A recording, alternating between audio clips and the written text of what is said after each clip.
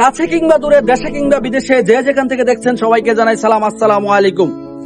আজকে আপনাদের মধ্যে তুলে ধরবো যে ব্রাহ্মণবাড়িয়া জেলার নবীনগর উপজেলার যে ঐতিহ্যবাহী বিটগড় ইউনিয়নের যে একটি প্রায় 300 বছরের যে ঐতিহ্য ছিল, যে উল্লারার যে বট গাছ, সেই বট গাছটি প্রাকৃতিক সমস্যার কারণে যে গাছটি পড়ে গেছে, সেই গাছটির দৃশ্য আপনাদের মধ্যে তুলে ধরার চেষ্টা করব। আসলে এই জায়গাটি চেনে না এমন লোক কমই আছে আমাদের যে বিটগড় ইউনিয়নের যে নবীনগর পূর্বাঞ্চলের প্রায় 95% লোক এই জায়গাটিকে চিনে উল্লারার বটগাছ হিসাবে। সেটি এই বিটগড় গ্রামের একটি ঐতিহ্য স্থান ছিল, যেখানে অনেক মানুষ ঘুরতে আসতো, দেখতে আসতো এই নিদর্শনটি।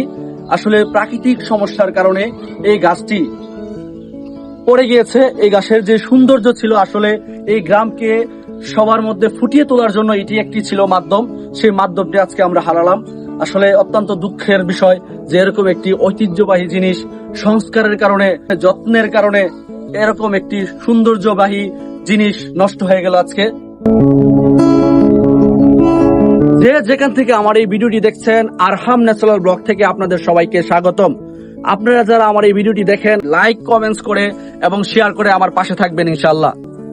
আবারও সবাইকে জানাই সালাম, আসসালামু আলাইকুম ওয়া রাহমাতুল্লাহি ওয়া বারাকাতুহু।